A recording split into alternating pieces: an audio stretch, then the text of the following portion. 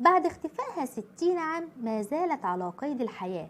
الفنانة والراقصة كيتي، الطفلة المعجزة كاترينا بيدلعوها بكيتي، اتولدت في اسكندرية في حي الإبراهيمية سنة 21 إبريل 1927 لأسرة يونانية مسيحية. لما كان عندها 3 سنين بدأ يبان عليها موهبة الرقص، اكتشفتها أمها فحبت تنوم الموهبة عندها فودتها، وهي عندها 6 سنين سجلتها في مدرسة لتعليم الرقص الباليه. وعشان كانت بنت شاطرة كانت بتشارك جميع الأنشطة المدرسية وخصوصا أنشطة الاستعراض، وده اللي خلاها مميزة ولفت الأنظار حواليها. لما وصلت ل 13 سنة أصبحت أصغر راقصة كانت بترقص على المسرح اليوناني في اسكندرية، وكمان قدمت أول عرض رقص ليها كان أمام زوجة الملك فاروق. ده اللي خلى ثقتها بنفسها زادت وعرفت إن ده الوقت المناسب لدخولها عالم الفن. مش عايزاكم تنسوا تحطوا لايك كتير للفيديو وتشيروه، وما تنسوش الاشتراك في القناة وتفعيل الجرس ليوصلك كل جديد. انضمت كيتي لفرقة ماري جياترا اللي قدمت معاها عدد كبير من العروض الفنية على خشبة مسرح، واللي كانت كلها ناجحة، وده اللي خلاها تدخل عالم الفن بكل ثقة. فراحت للقاهرة وعاشت في حي عماد الدين لأن هناك أكتر من كازينو وهيكون لديها فرص كتير للدخول لعالم الفن. في الوقت ده دخلت كيتي مدرسة إيفونيا الروسية لتعليم الرقص، انتهزت فرصة عيشها في شارع عماد الدين ودخلت كازينو بديهة مصابجي. أشهر الفنانات الراقصات الزمن الجميل كانوا طالعين من هناك، بس ساعتها كيتي كانت بتقدم رقصات أوروبية، وفي يوم الحظ ضرب معاها، غابت الرقاصة اللي كانت هتقدم الرقصة الشرقية، فجابتها بديعة وقدمت أول رقصة شرقية على المسرح.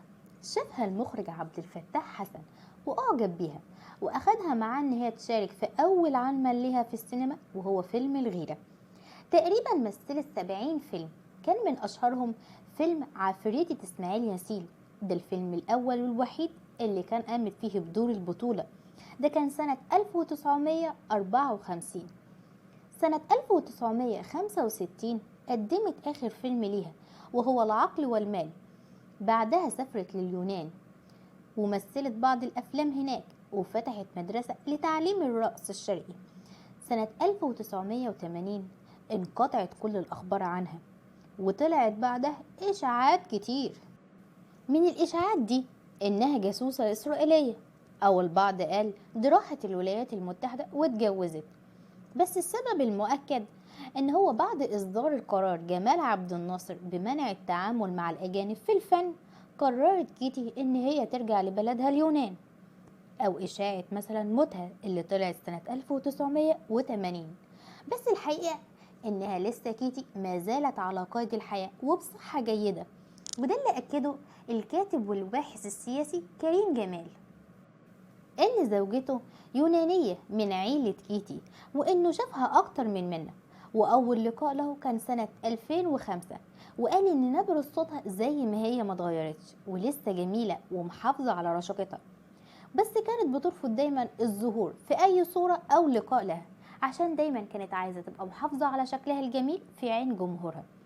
كمان أكدناها إنها ما زالت تتابع أخبار الفن في مصر، وهي من عشاق مسرح عادل إمام وسمير غانم.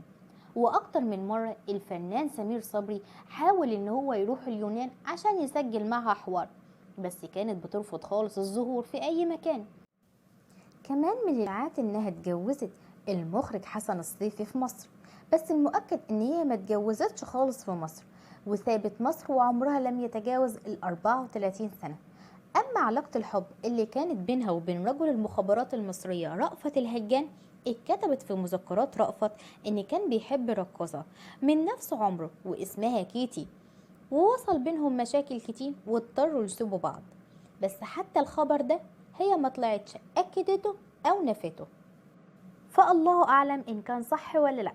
بس المؤكد إن هي ما زالت على قيد الحياة وعمرها الحالي في سنة 2023 93 سنة، وإنها بتتمتع بصحة جيدة. أسيبكم في رعاية الله، مع السلامة.